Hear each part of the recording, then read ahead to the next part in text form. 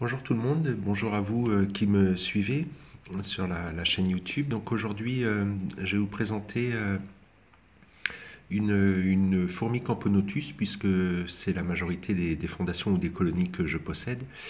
Donc ça, c'est la Camponotus nicobarensis, donc qui est une fourmi de taille moyenne supérieure, je dirais, qui est originaire donc de Thaïlande, Philippines, il me semble également. Et puis on la trouve également au Vietnam. Donc moi c'est une fondation que j'ai reçue il y a à peu près maintenant 3 semaines environ. Donc je l'ai reçue.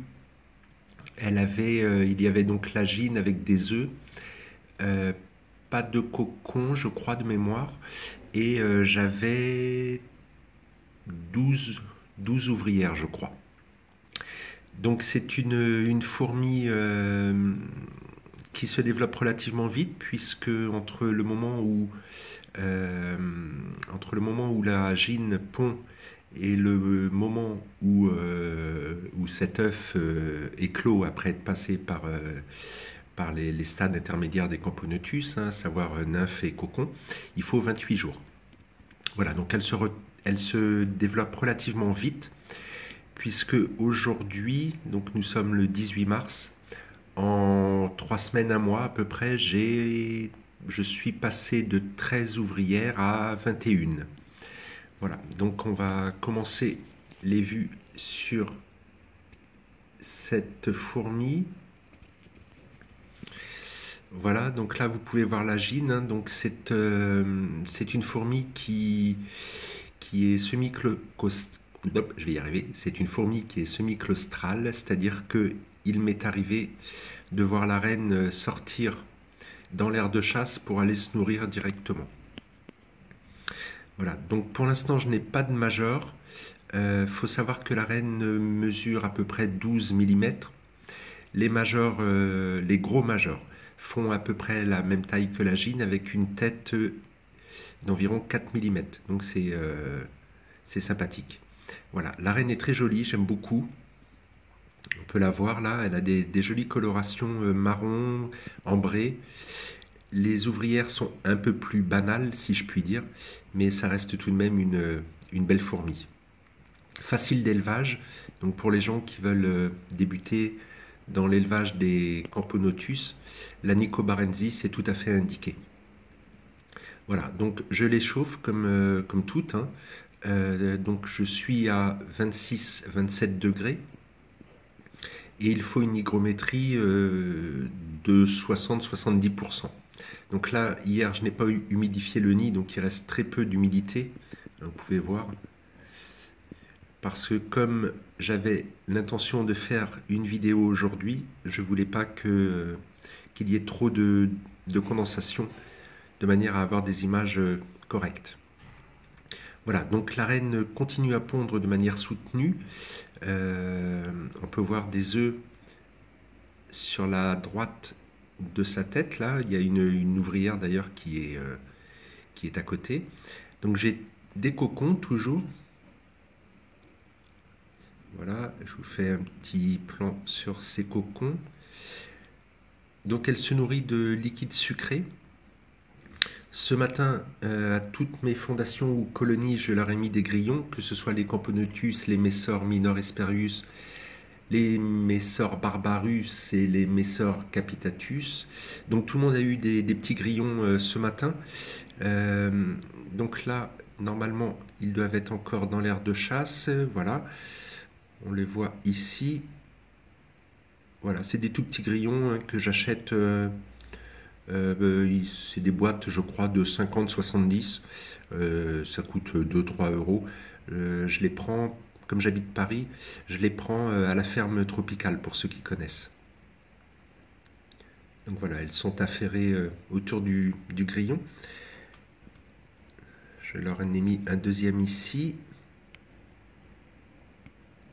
Voilà, ça va leur tenir facilement la journée, voire même demain, puisque la colonie, même si maintenant j'ai 21 ouvrières, 2 grillons de cette taille, ils leur font leur font plusieurs jours quand même. Donc elles avaient du liquide sucré hein, qu'on peut voir ici, qui était du miel, de l'eau et des protéines. Les protéines en fait sont matérialisées par les petites taches noires là que l'on peut voir.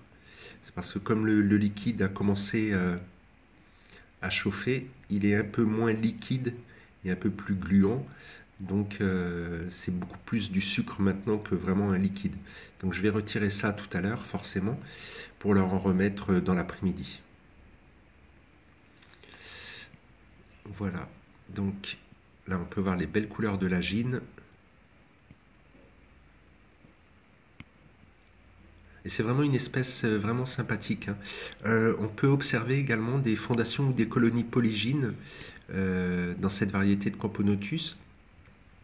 Dans quelques jours, même peut-être quelques semaines, je devrais avoir une fondation polygyne également.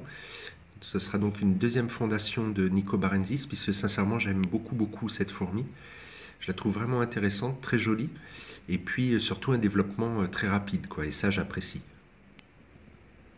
Voilà, donc la reine est en train de se déplacer. Peut-être va-t-elle aller dans l'aire de chasse se nourrir sur le grillon, enfin sur les grillons, puisqu'elles en ont deux. Voilà, donc là on peut voir hein, les cocons. Donc vu la couleur de certains, on peut s'attendre à des naissances au cours de la semaine prochaine, je pense, début de semaine. Mercredi peut-être dernier délai. Donc ça devrait augmenter encore une fois cette fondation, donc qui est passée de 13 à 21 ouvrières, hein, comme je le disais, en 3 semaines ou un mois à peu près. Voilà, on peut voir donc que les cocons commencent à avoir des couleurs foncées, donc signe de l'éclosion, si je puis dire, prochaine. Voilà, donc la reine visiblement prend la direction de l'aire de chasse. Voilà, ce que je vous disais tout à l'heure, en fait, il n'est pas rare de voir la reine sortir directement dans l'aire de chasse pour aller se nourrir. Alors, c'est vrai que les ouvrières nourrissent la reine régulièrement, hein, tous les jours d'ailleurs, mais c'est souvent qu'elle sort tout de même pour aller se nourrir elle-même. Donc ça a un avantage, c'est qu'avec ses mandibules qui sont plus puissants et plus gros que celles des ouvrières, elle arrive à découper les proies de manière beaucoup plus facile.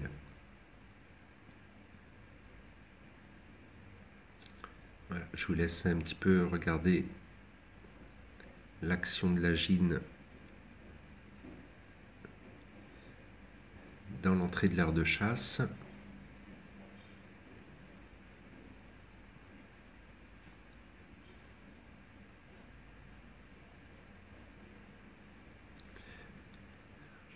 Voilà, hop.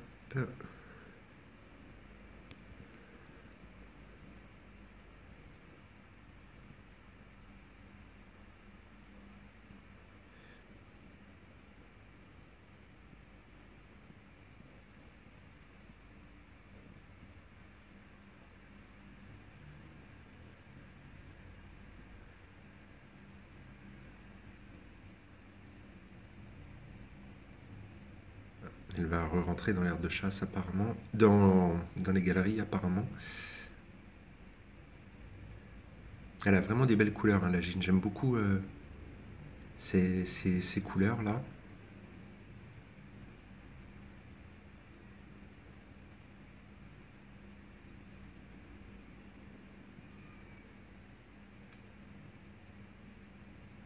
Donc je vous ferai un petit suivi hein, régulier également des Nicobarensis, hein, comme pour toutes les autres.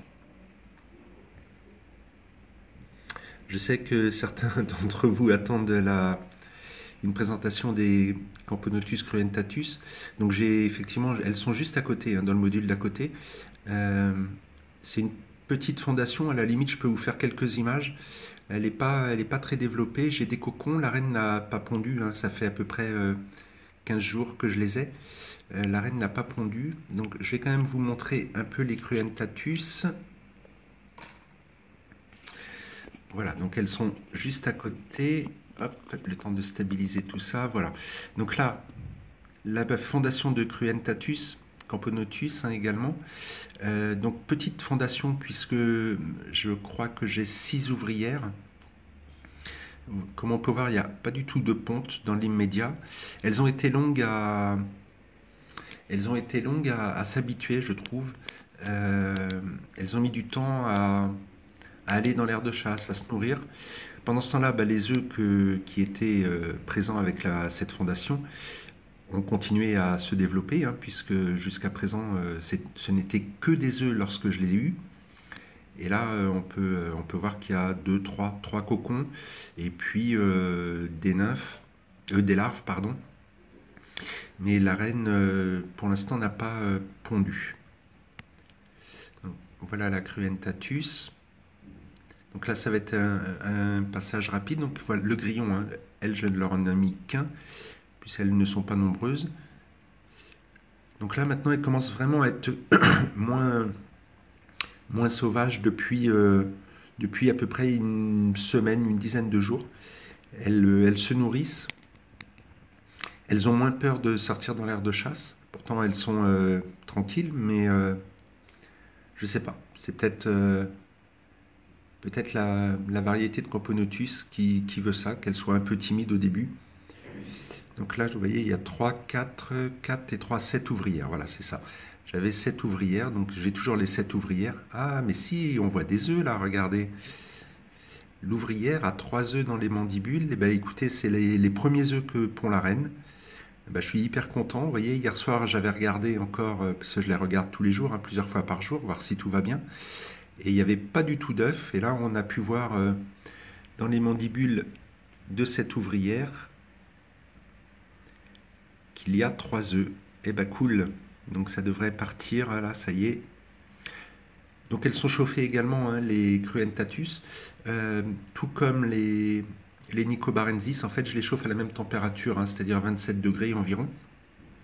Par contre, pour la Cruentatus, l'hygrométrie doit être très très faible. Donc c'est pour ça que vous voyez, le nid n'est pas humidifié aujourd'hui. Du coup, ce que je fais, c'est que je remplis seulement le réservoir qui est là, ici, là, à moitié, et je le fais qu'une fois par semaine, de manière à ce que le taux d'humidité dans le nid soit vraiment faible, puisque elle demande très très peu d'humidité. Voilà, bon c'est cool, au moins vous voyez, je découvre en même temps que vous que la Gine Cruentatus a pondu. Super. Voilà, donc on repasse au Nicobarensis, et puis on va s'arrêter sur ces images. Donc comme à l'habitude, on va s'arrêter sur un gros plan de la Gine. Voilà, donc en espérant que cette vidéo aura été à votre goût également. Si vous avez des questions, comme d'habitude, vous les posez, aucun souci. Et puis, je vous dis à bientôt. Peut-être que dans les heures qui suivent, je ferai une présentation d'une fondation de Camponotus xianban que j'ai également. Voilà. Bon, merci encore de votre suivi. Et puis, je vous dis à très bientôt les loulous. Bonne journée, bon week-end.